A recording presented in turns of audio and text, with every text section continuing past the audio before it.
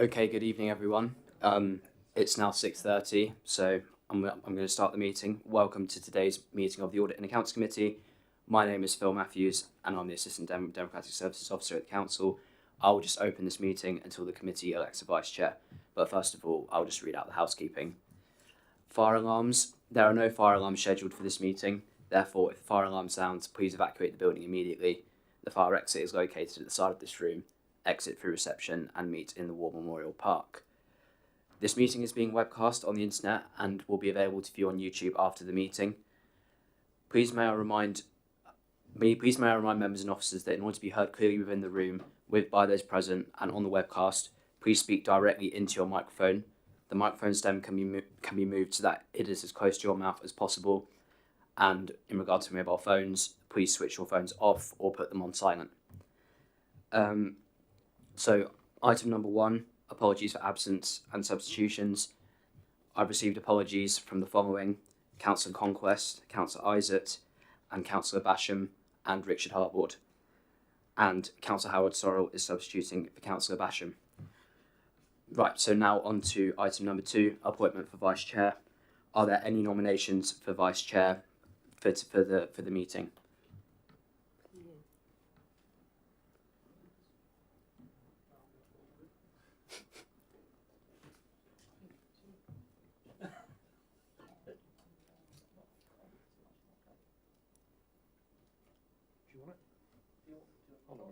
I don't mind doing this. Quick! We've got a volunteer. Has that been so? Is anyone willing to nominate? I'll nominate. Is that seconded? Is that agreed? Agreed. Councillor Minnis-Bound, please take to the chair.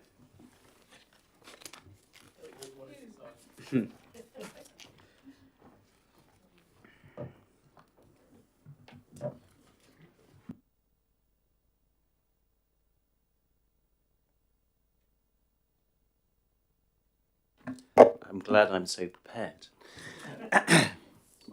That's all right. You're more than welcome.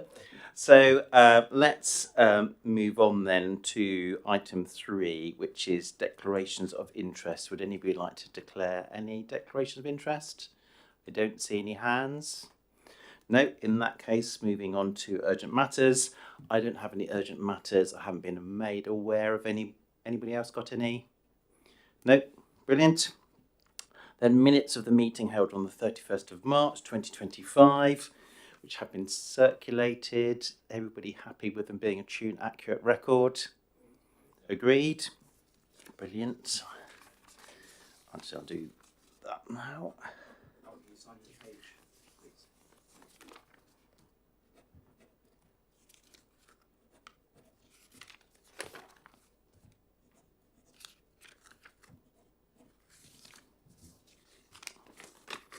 Those are those, Phil, so we don't lose them. Thank you very much, Anne. And then moving on to agenda item 6, which is the EY Audit Planning Report 2024-25, which is on pages 13 and 64 of our agenda pack. Not sure who's going to kick off. You're going to kick off for us. Brilliant. Over to you. Thank you. Good evening, everyone. Andrew sends his apologies, but he has a clashing commitment this evening. But I'd like to introduce Nana, who is the lead senior on the engagement. I will take the report as read, but I would like to highlight a few points. So if I turn your attention to page 7 of the audit planning report, I'm not sure what that is on your numbers. 21. So just as a reminder, the first 2 risks, misstatement due to fraud or error, and risk of fraud in revenue recognition through inappropriate capitalisation of revenue expenditure, they are a requirement of ISA 240 and not to address a specific risk that is unique to Basingstoke. And then on the next page, in terms of IFRS 16 relating to leases, there is no change in the risk assessment, but just a change in focus. So in 23-24, we focused on the disclosure, and this year we'll focus on the actual implementation of the standard.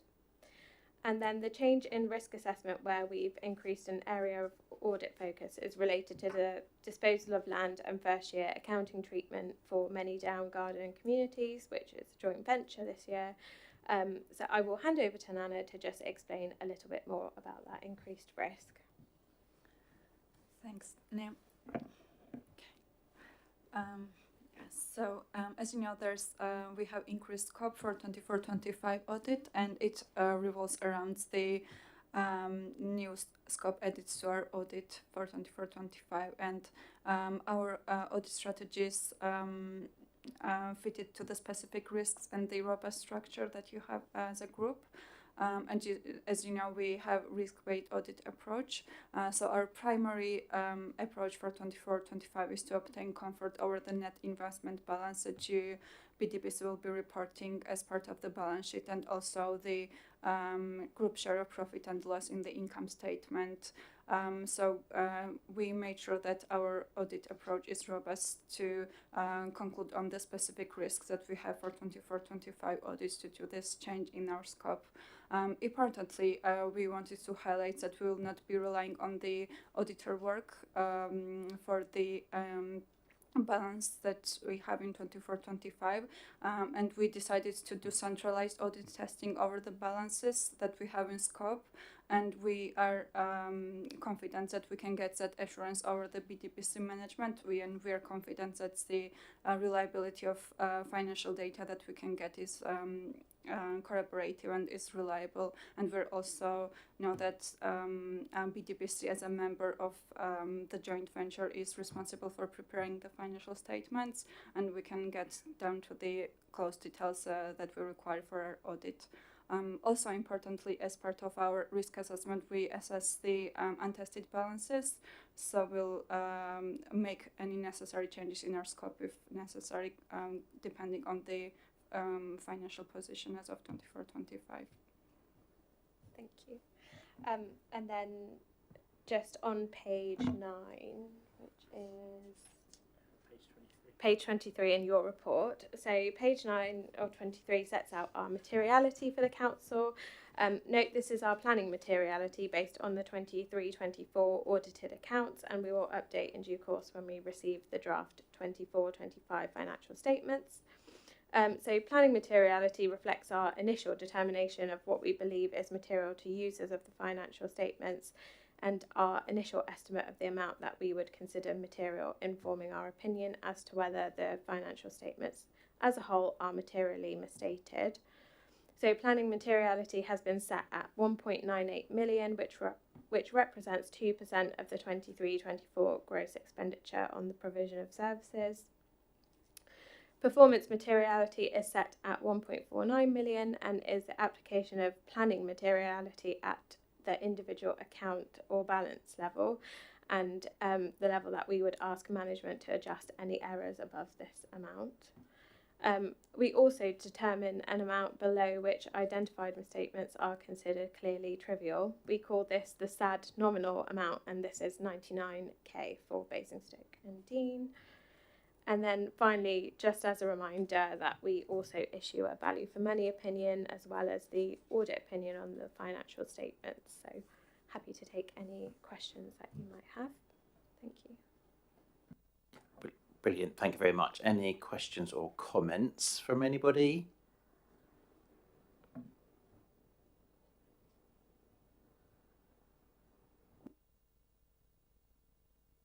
No, none. Adam, anything you'd like to add?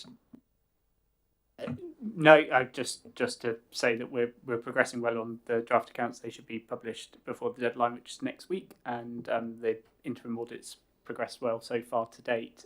As Nana's indicated, we will be preparing group accounts for the first time. So when we bring the accounts to the committee, we'll walk through that. But that's relatively minor. It just recognises the fact that the land purchase and sale to many Down Gardens community happened this year. So we've undertaken an assessment and consider it material, as do Hampshire.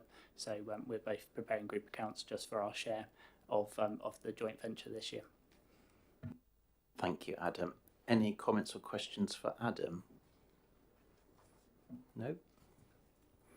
In that case, committee, does the committee agree to note the EY audit plan report for 24-25? Yes, we're all happy? Brilliant. Thank you very much. Thank you. We'll move on to item 7, which is the Local Code of Corporate Governance 2025-2026. It's mine. And Anne's going to introduce it. I was just going to see whether you're going to stay sitting there, are you? Okay, brilliant. Thank you. At page 65 of the agenda, you have the report. It's the annual approval of the Local Code of Corporate Governance. Appendix 1 to the report actually contains the code itself, and basically it's an assessment in relation to the framework delivering good governance in local government, and the appendix to the code shows the range of policies, strategies and plans and how the council complies with each principle of the code through those policies and plans. I'm happy to take any questions. Thank you, Anne. Any comments, questions for Anne?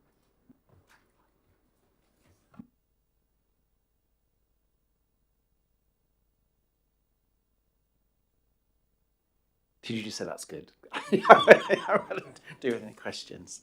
No, well, if there aren't any questions, does the committee agree to approve the Local Code of Corporate Governance 2025-2026? Lots of nods, we're all agreed. Thank you very much. Brilliant. That's fantastic. Then we move on to item 8. And Adam, I've got both your names. Adam, you're going to introduce it. Thank you. Thank you, Chair. So similar to the Local Code of Corporate Governance, this is the annual governance statement, which is more backward looking and is published alongside the draft accounts.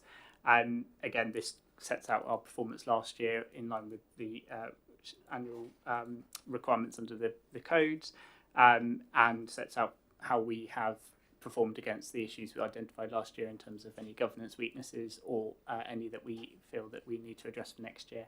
I'm happy to take any questions, but obviously this is for the committee to approve, and then it will be for the leader and chief exec to sign once approved.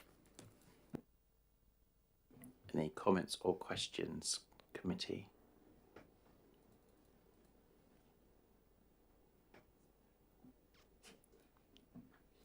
Going very well so far, isn't it?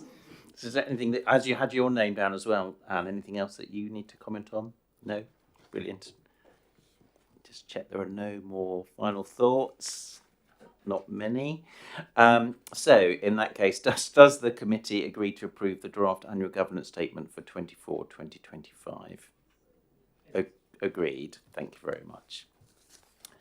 Then moving on to item 9, which is the Regulation of Investigatory Powers Act 2000, open brackets, RIPA, close brackets, annual report and annual review of the RIPA policy. And over to you to introduce. Thank you. Again, this is the annual report that the committee receives every year. It contains a review of all the authorisations that have been made under the RIPA Act, which are in the report. It's powers that are increasingly little used by local authorities.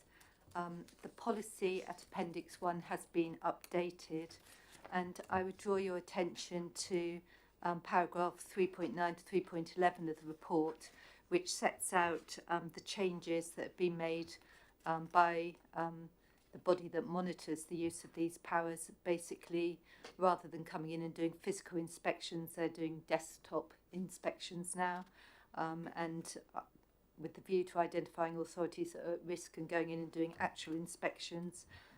One of the risks they've identified is that these powers are so rarely used now that there's a trouble with keeping authorities up to date so that they know what to do when they want to use these powers.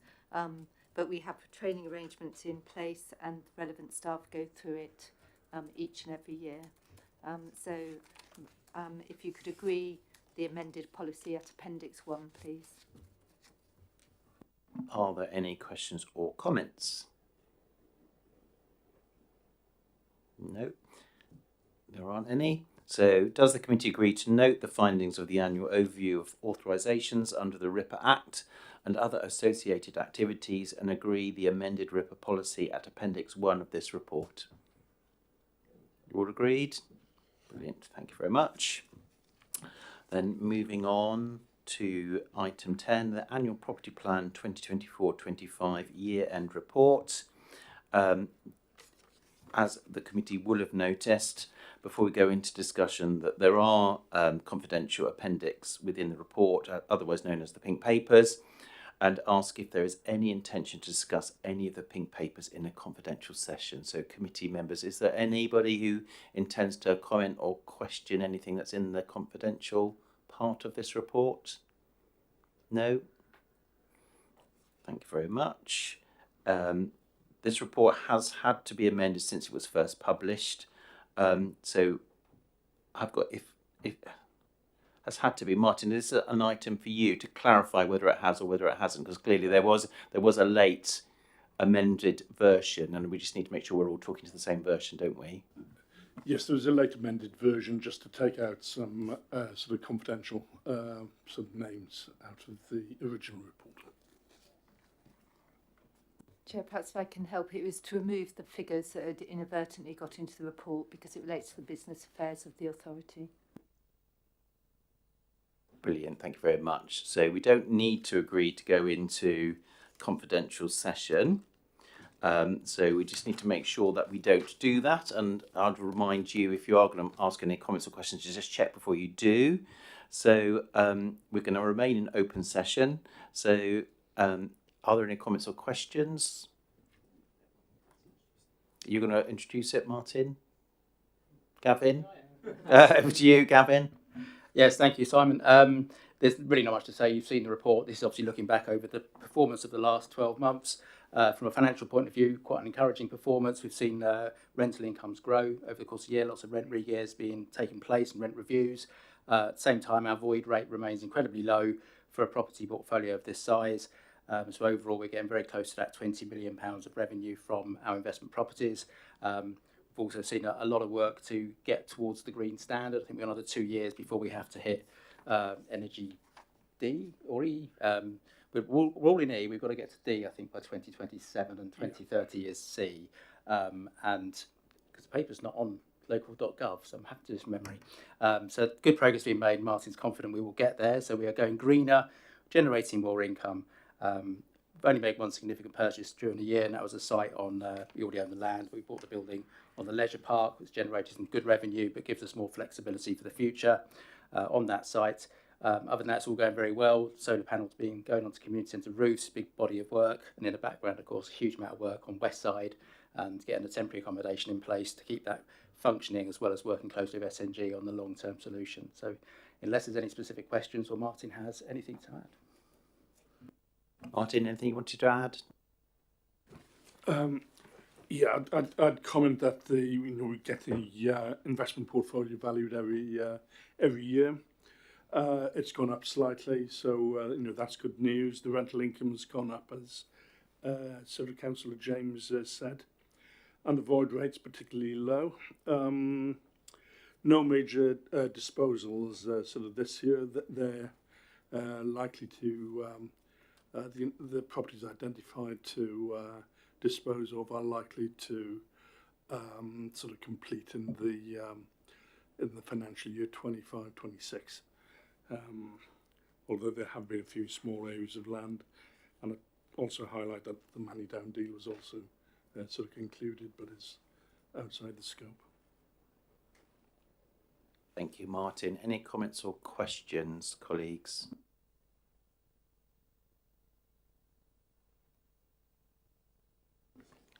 Unusually quiet, Gavin. So in that case, does the committee agree to note the contents of this report? Noted. Thank you very much, everybody. Then moving on to item 11, which is the Internal Audit Progress Report, April to June 2025. Richard, I've got you down to introduce it, is that right? But thank you, Chair. Yeah, a bit worried there's been no questions today, but we'll see how we go. So this is the regular report, the work of the internal audit team, work we've undertaken between April and June, and the position of outstanding recommendations as at the 6th of June.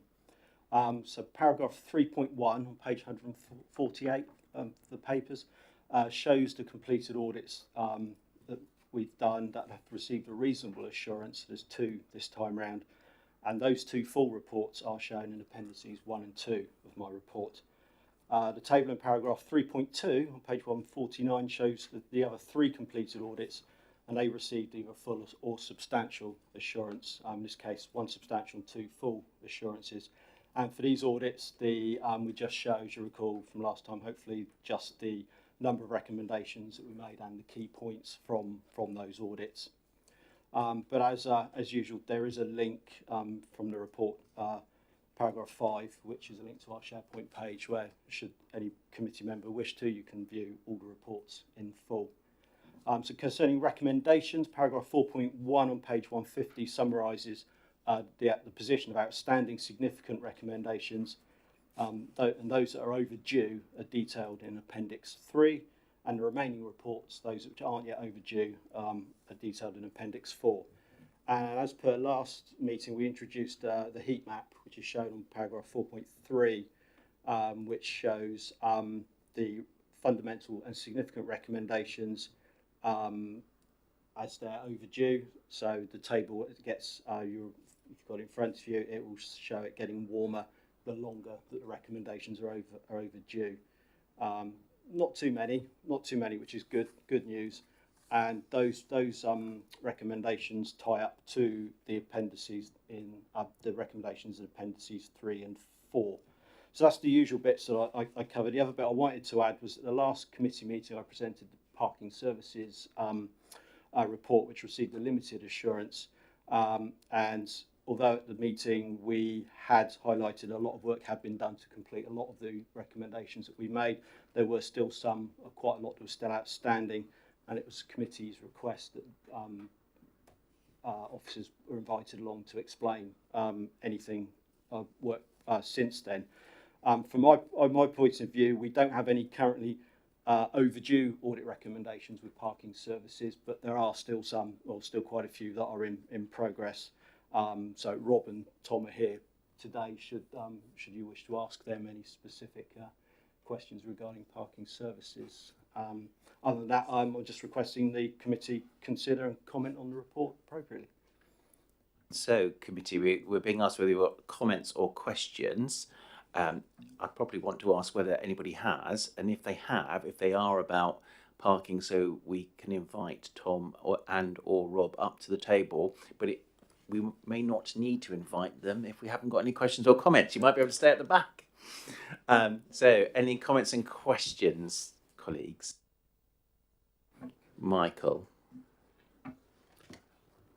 This is my first time subbing, so forgive my ignorance if this is a silly question.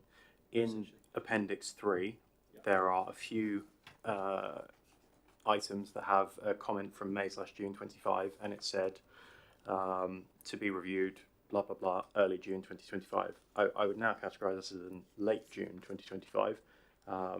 We had an update paper, but obviously this hasn't been updated. Do you know if the works that were identified as being due at that early point in June have actually happened? So the way our process works, we follow up the recommendations prior to each audit committee, and there is a deadline where I've got to get the information in. And if there's any subsequent update afterwards, with these ones I don't think there has been, but we follow them up.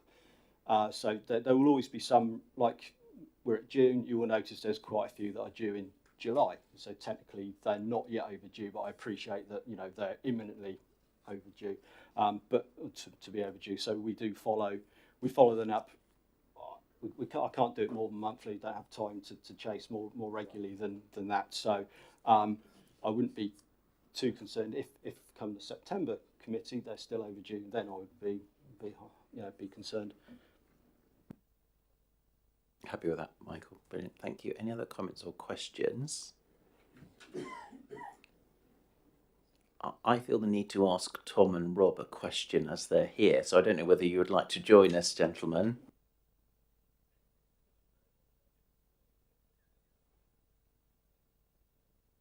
It would seem inappropriate not to invite you to join us as you've come such a long way.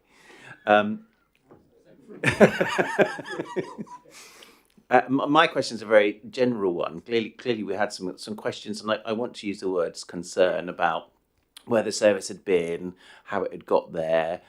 You know, obviously, we'd be quite focused on where it is today, and I just wonder whether it's just worth you giving us a bit of an overview of where you were, where you are, and why you feel like you won't end up in the same position again. Thank you, Chair. So just a bit of background. So the audit took place at the end of 2024, and that was a particularly challenging period for us in the parking team. I'll explain why. So the team consists of, the in-house team consists of 2 members of staff. We've got a parking manager and a parking support officer.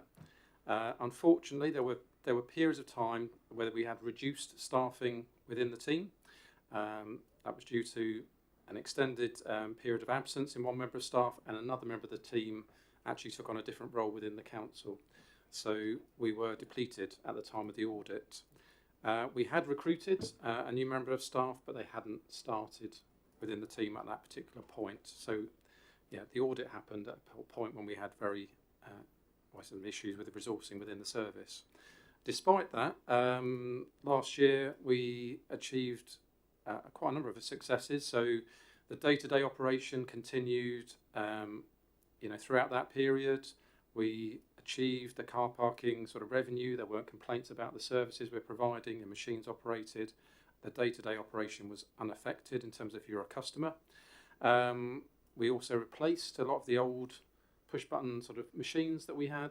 They were quite prone to damage and therefore a bit unreliable. And as you probably noticed, we've now got LCD touchscreen payment machines, which are a lot easier for people to use.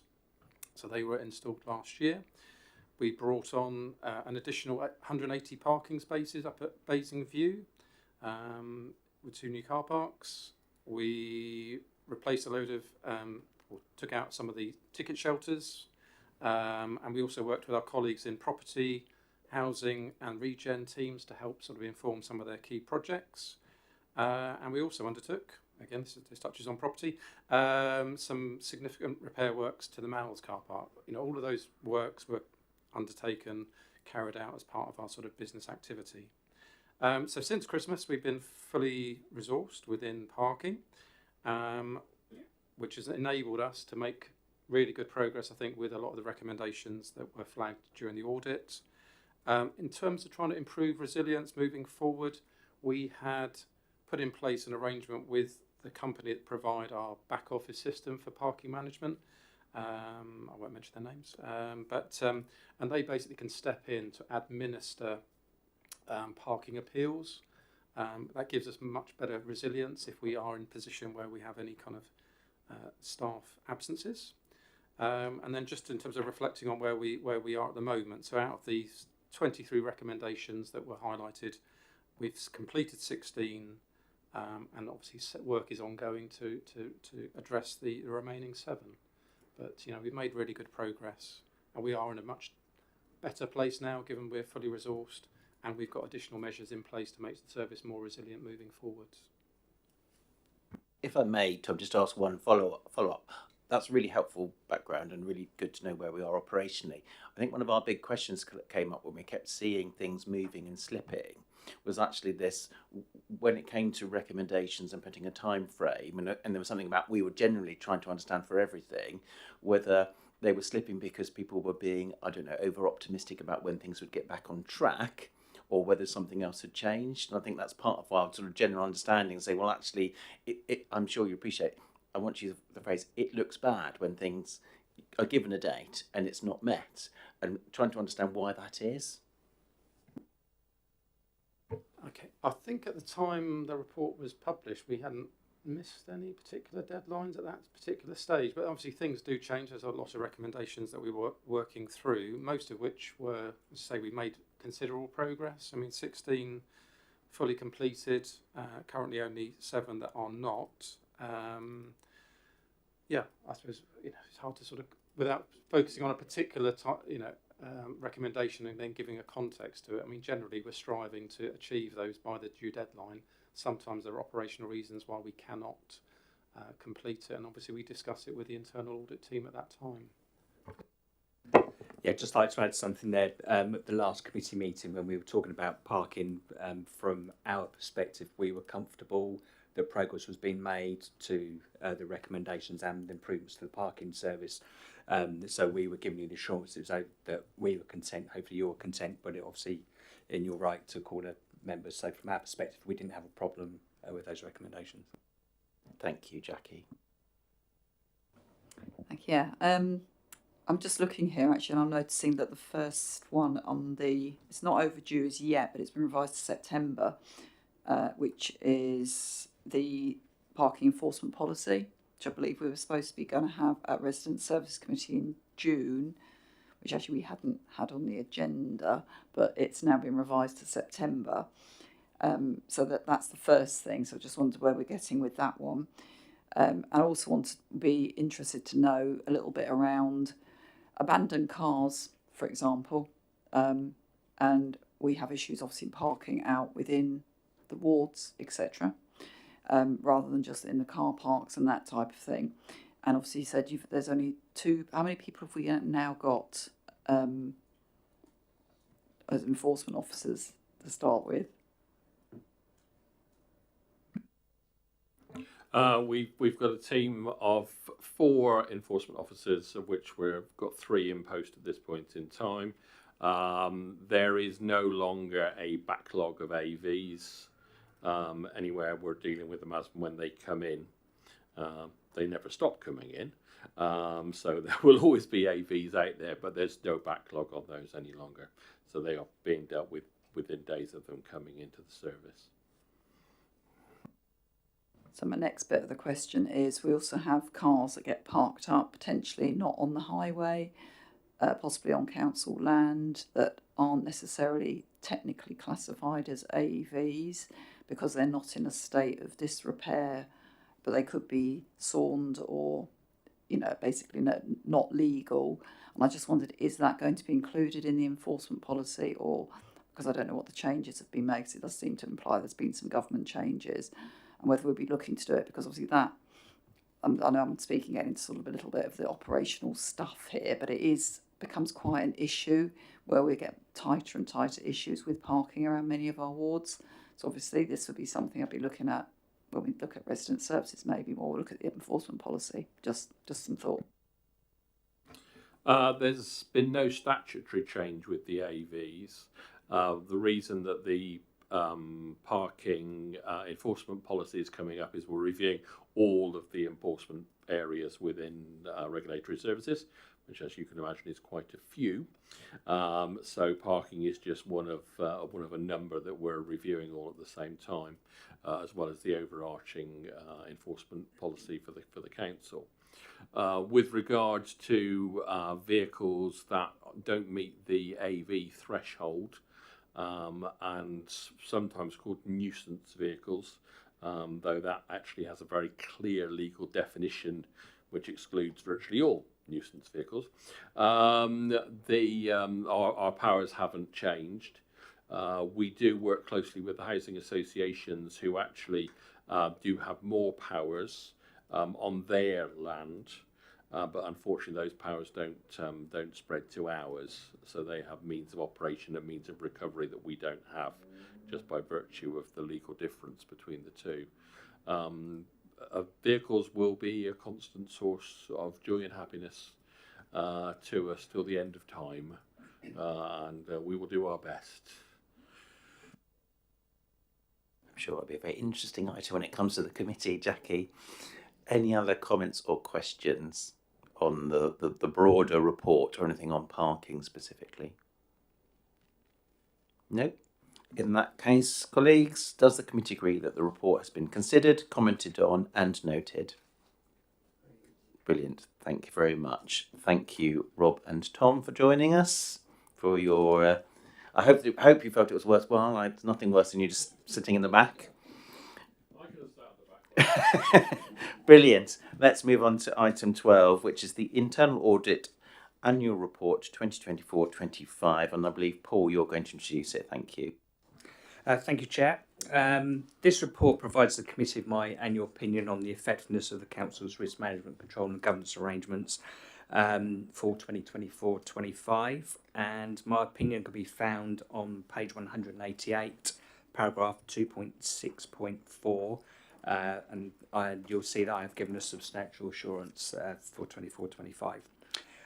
My opinion is based on the work that's been carried out by internal audit throughout the year, and I've attached Appendix 1, which is on page 191, and that gives you a list of all those internal audits been carried out through the year, along with the assurance level we've given to each of those audits, and also the date that the summary report was presented to Audit Committee, if you want to go back and refresh your mind at all.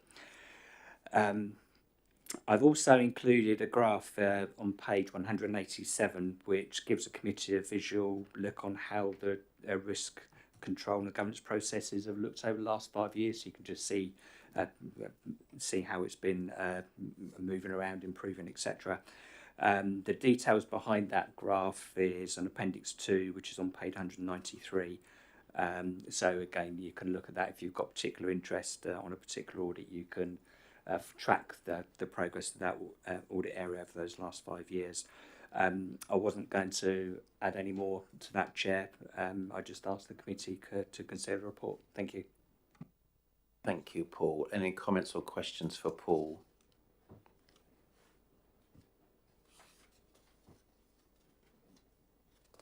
No, none. In that case, does the committee agree that the report has been considered, commented on and noted? Brilliant. Thank you very much. Then moving on to item 13, which is the fraud update, protecting the public purse. Paul, again, you, I believe. Thank you, Chair. Yes, this report builds on the report that came to committee back in November, which was a progress report on how the work we're doing to protect the public purse. I wasn't going to go into the detail of the report because I'm going to take it as read. So I just asked the committee if they could consider the report. Thank you, Chair. Thank you, Paul. Any comments, questions?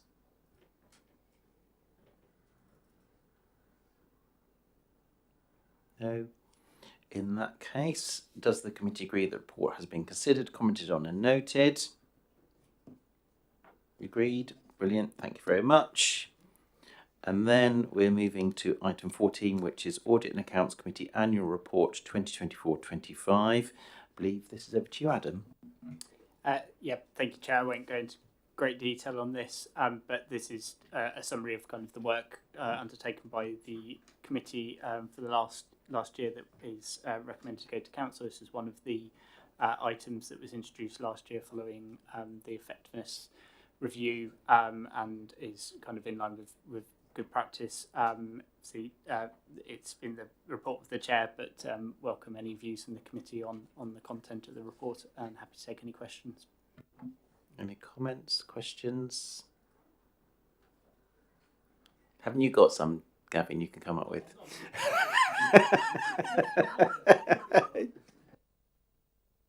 I haven't checked my phone, maybe he sent me some.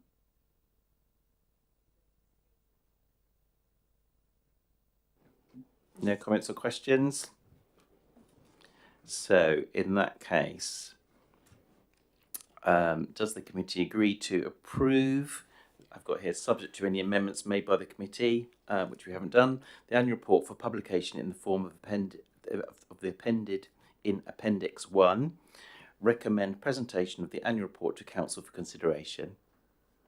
Agreed? Perfect. Thank you very much. Then we move on to, there's going to be a surprise in a minute, Adam, I'm sure. Item 15, which is Treasury Management 2024-2025 Annual Report. Thank you, Chair. So again, this is backward looking, as is always the case this time of year. This is the Treasury Management outturn position that will go on to council next month. Again, won't go through the report in detail, but just a couple of points to note that our Treasury Management income for last year was 6.21 million, which is 4.87% return on our Treasury Management investments, which is above that budgeted. the breakdown of our investments is set out on in chart 1 of the pack in section 2. As you'll see, the amount of bond funds held this year has dropped, which aligns with the disposals that we've kind of brought to the committee's attention in the previous quarterly reports. The other point I was just going to note is on check which page number is page 263, I believe, or the version I've got printed at least. Table 5, it sets out sort of the benchmarking that we get from our treasury management advisors in relation to our performance. As you can see there, the weighted average return was around that the benchmark, but our average maturity is a lot longer, which indicates that we've got more fixed term investments. So as interest rates have fallen recently, you'd expect the weighted average for the benchmark to probably decrease, whereas ours should stay higher. And our weighted average credit risk is obviously very low at 1 versus 2. So we hold predominantly more sort of low risk investments, given our makeup is mainly government bonds and short term money market funds where the risk is spread. That was all I was going to go through, but happy to take any questions or comments. Any questions or comments? The chair said hopefully. Oh, go on, Samir. Why did we cut down our bond holding? So this aligns with the sort of large capital programme we've got over the next few years, and it was a good time. The performance of those and the value was a good point for us to come out. It was part of our longer term strategy and aligned with the treasury management strategy. It was approved in February 24, and yes, as I say, the bonds we came out of the value of them was high, so we did have a capital gain last year. Thank you, Samir. Anybody else want to join Samir for a comment or a question? No. In that case, does the committee agree that the report has been reviewed, and does it wish to make any comments to be included for consideration by the council? I suspect there won't be any suggestions. No. Okay, we're happy with how it is. Thank you very much, Adam. Then moving on to item 16, which is the Audit and Accounts Work Programme. It's all laid out there, what we've got planned in. Any comments, questions, obvious omissions? Go on, Adam. The audit results report is down as January 26, but I think we're aiming for November alongside the approval of the financial statements. So that should be 24th of November. Thank you. I'm sure that will be picked up by Phil. Anything else? You're happy with the work programme? Brilliant. Thank you very much. So that's the end of item 16. We haven't got anything where we need to exclude the press and public or deal with anything that's confidential. In that case, that is... Sorry? Oh, I had missed that. And Paul wouldn't be very happy about that at all. So if we were talking about that action tracking log, just thinking what's in there. Thank you, Jackie. So item 1, we've dealt with because Rob and Tom came along. Item 2, that's been dealt with as well, hasn't it? I think. Yeah. Yes. Item 3. That's been dealt with, I think, as well, hasn't it? I think it has. 4 has. 5 has.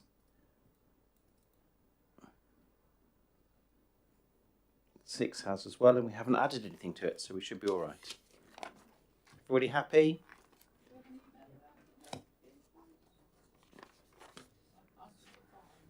Number 5.